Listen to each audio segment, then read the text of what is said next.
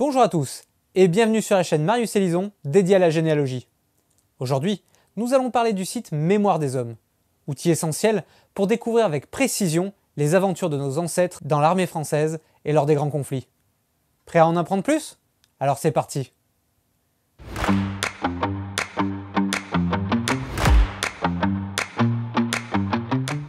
Mémoire des Hommes est un site internet public mettant à la disposition des chercheurs en accès libre et gratuit certaines des archives du ministère des Armées. Créé en 2003 pour mettre en ligne la base de données des soldats morts pour la France pendant la Première Guerre mondiale, Mémoire des Hommes a depuis cette date largement étoffé son offre. Aujourd'hui, 23 bases de données différentes et 40 fonds d'archives numérisés y sont consultables. Voyons ce que nous proposent les différents onglets de la page d'accueil. Conflits et opérations. De nombreux fonds d'archives sur les grands conflits concernant l'armée française, depuis la Première Guerre mondiale jusqu'à des bases de données de soldats morts pour la France lors d'opérations extérieures récentes. Territoire et expéditions. Des archives thématiques sur des expéditions militaires, mais aussi sur le commerce, la cartographie ou les missions scientifiques et bien d'autres choses. Recrutement et parcours individuel. Des registres des contrôles des troupes de la période de l'Ancien Régime et d'autres registres de matricules militaires du Premier Empire jusqu'à 1839. Également certaines archives du bagne de Brest et des archives concernant les combattants africains et ultramarins, des écoles militaires et des dossiers sur certaines personnalités. Arts et sciences militaires. Des fonds d'archives sur les bâtiments militaires, l'armement, le matériel, la logistique, l'administration. Pour les spécialistes du genre, on trouve aussi des plans de véhicules aériens et terrestres. Musées, collections, mécénat. Accès en ligne à certaines collections extérieures dans le domaine militaire et aussi à un recensement de musées ou de monuments. Bien sûr, il ne faut jamais oublier que malgré ses 7 millions d'images numérisées, le site Mémoire des Hommes ne représente pas la totalité des archives de l'armée. D'autres documents restent à consulter et découvrir au service historique de la Défense, au fort de Vincennes et dans ses multiples antennes en province.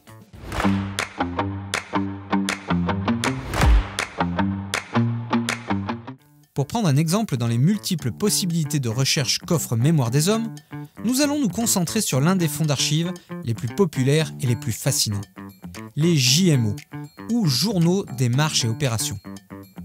Ces journaux, tenus jour après jour par chaque régiment tout au long d'un conflit, nous font côtoyer, par leur récit des événements, le quotidien des soldats.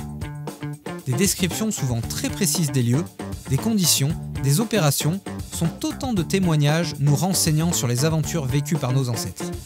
À l'occasion du centenaire de la Première Guerre mondiale, ces journaux ont fait l'objet d'une grande campagne de numérisation et sont presque tous disponibles en ligne sur Mémoire des Hommes pour la période de la Grande Guerre. Ceux concernant la guerre de 1870 existent aussi, mais sont encore pour l'heure à consulter au service historique de la Défense à Vincennes. Recherchons donc un journal de marche et opération sur Mémoire des Hommes.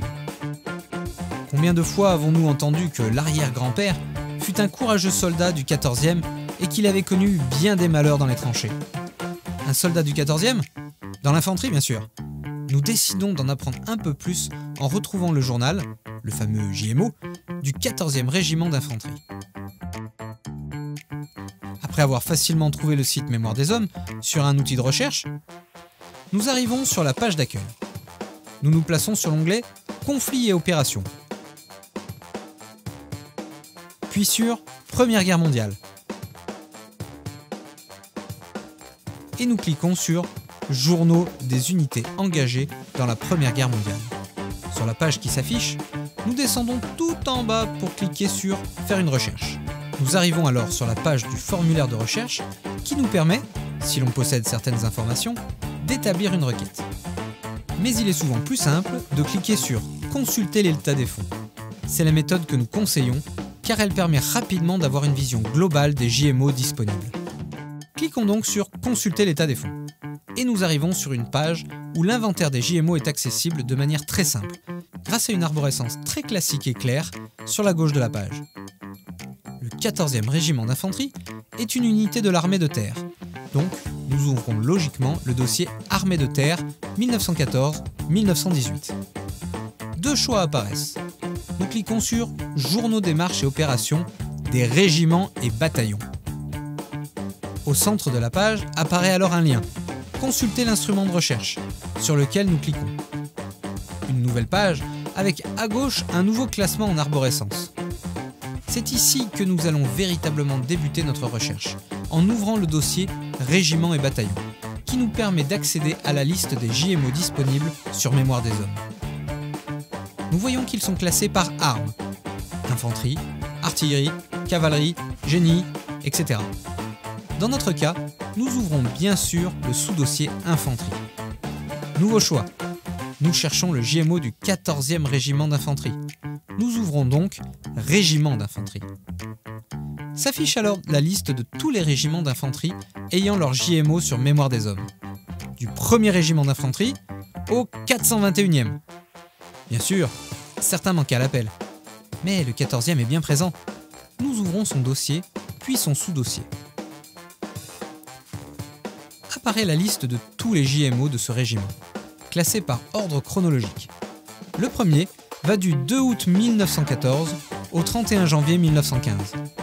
Le second prend logiquement la suite et va du 1er février 1915 au 8 septembre 1915, et ainsi de suite jusqu'au 4 août 1919. Cliquons sur le premier et l'on voit que l'on peut en consulter les images. C'est parti! La visionneuse utilisée par Mémoire des hommes est très simple et performante. Pour zoomer, il suffit d'utiliser la molette de sa souris. Et pour tourner les pages, la simple flèche fait avancer ou reculer d'une page et la double flèche de 10 pages.